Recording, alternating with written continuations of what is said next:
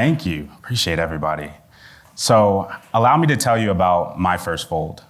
Now, although my story consists of a lot of them, I think it's really important to explain the first one. I'm going to do this in 4 parts, and I want these 4 parts to act as a guide as you go after the things that you want to accomplish. Sound good? Let's talk about it. Time is powerful, and one of the most important things you can learn how to do is navigate it. You can't manipulate it, but when you're really good at navigating it, you don't need to. I'm going to give you an example of how to do this by taking some time to explain the shortened version of my story. I grew up in true military family fashion, moving every 2 to 3 years, experiencing new places, culture, people. A new high school right before graduating sounds like so much fun, right? After graduating high school, I decided to take my tech career on full time. And after a lot of humble learning, listening, and not to mention overtime, I was able to become the youngest manager of 2 Fortune 100 companies at the age of 19 and 21. Now, the funny thing is, regardless of if I was a transfer student or sitting in a boardroom developing a $100 million revenue plan, or simply just having a conversation with family, I heard the same disconnects and miscommunications. That's what's wrong with this generation. They don't understand this or that. They can't possibly do this or that. The problem with these statements is that it really puts you in a position to where you miss out on so many conversations. And I disagree with the fact that you should be judged solely based off of the year that you were born. And I think that everyone truly has value that you can learn from. So I sought out to create a brand and community around it. And so I started Generation Typo as a way to create as many conversations as possible. I decided to use fashion in order to do this because fashion is one of the best translators of all time. You're able to tell stories without convincing someone to click on it or speaking on it. Now, when you really decide to start a community and start a brand, you really want to understand the ins and outs of it. So I knew that the name of the brand really had to have meaning and have a connection to it. So generation is something that we all can relate to, as we're all labeled and put in a box. Gen X, baby boomers, Gen Z, millennials, the up-and-coming Gen Alpha. Now, when you really decide to put together this plan and really decide, hey, I really want to create something big, not only does the name have to be impactful, but it has to connect. So you had generation, which was the different labels. Now, typos, on the other hand, those are something that the system usually sees as incorrect and labels with a red line.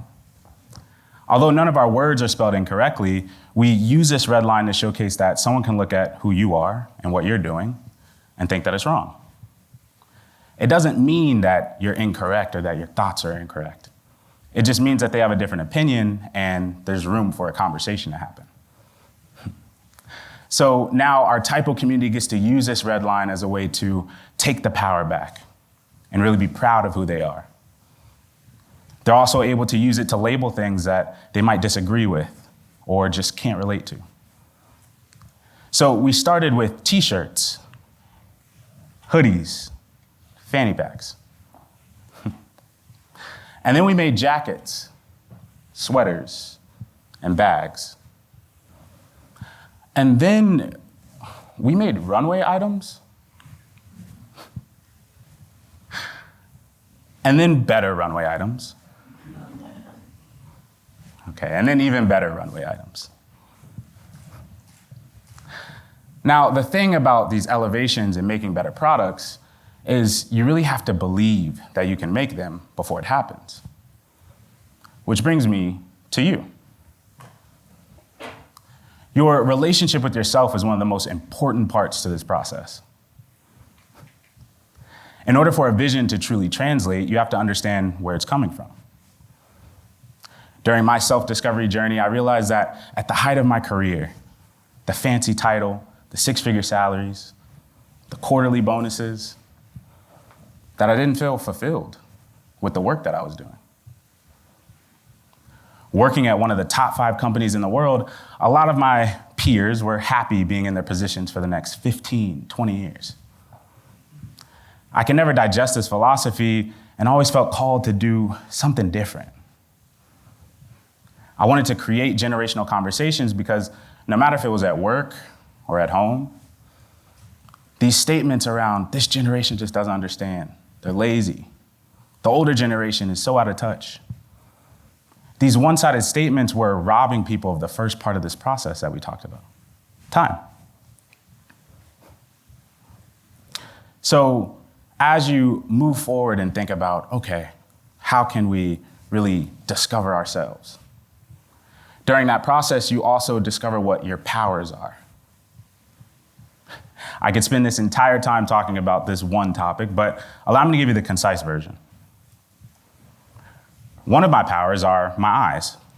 No, they don't glow in the dark. They're your typical brown color.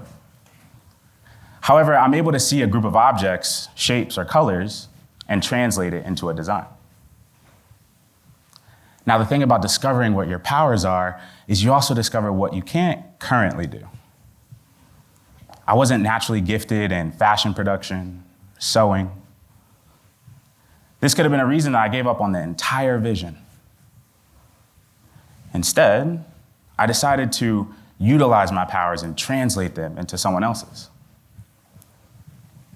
I would create these digital mock-ups of things that I really wanted to make, and I sent them to talented clothing manufacturers.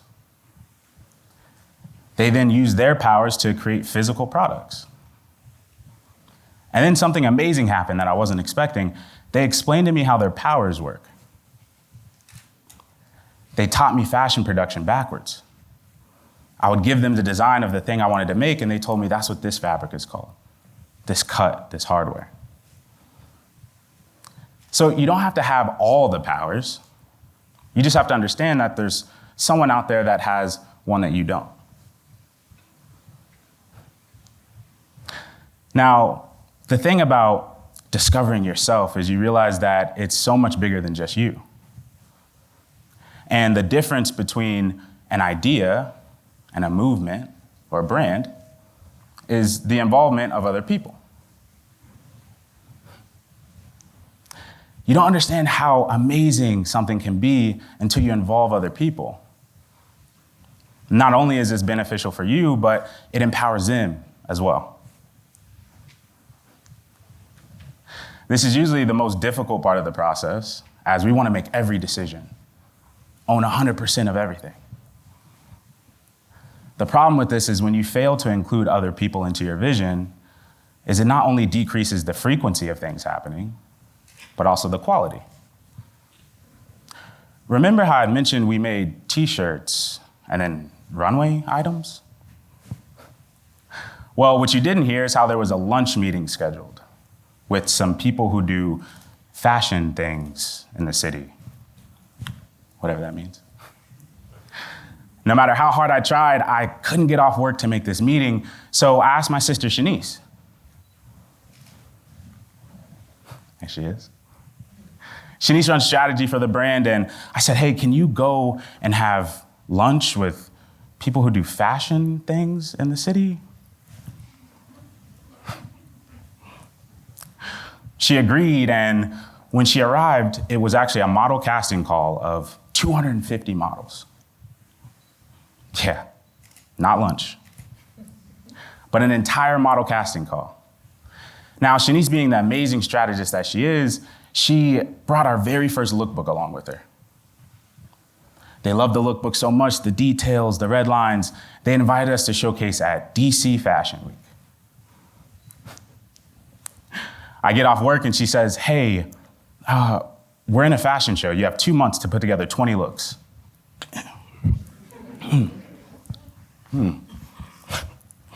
I had never even been to a fashion show, let alone design looks for one.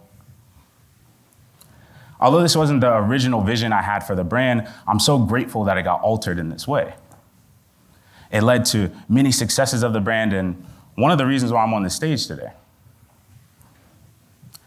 Now, the thing about letting people into your vision is it's not a one and done process. As the vision grows, so does the team. remember the mention of we made runway items, and then better runway items, and then even better runway items. Well, a large part of that elevation was due to my assistant designer and art director, Kiana. You see, Kiana possesses the amazing power to do fashion illustrations by hand, visual pieces of art that then act as a guide as we build fashion collections.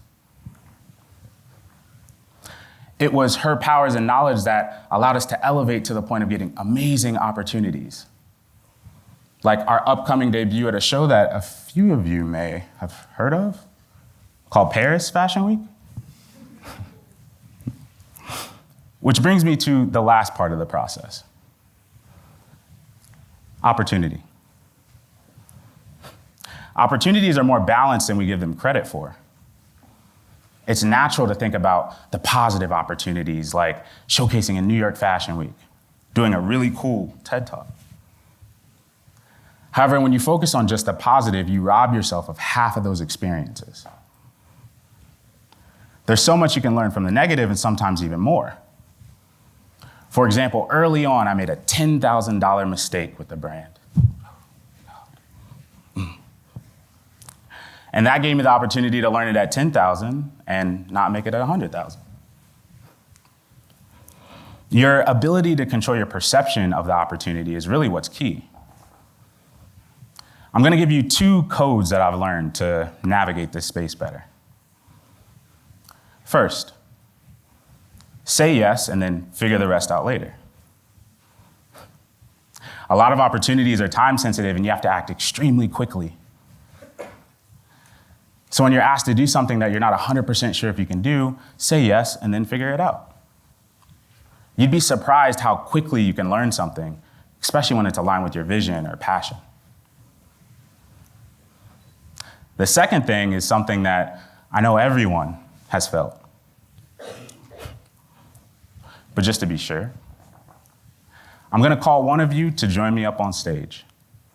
Actually, there's so many of you, I think we gotta do 3. Yeah. Maybe we pick from each piece. Let me see. Notice how fear just entered the room? Heart rate's elevated. People stop making eye contact with me.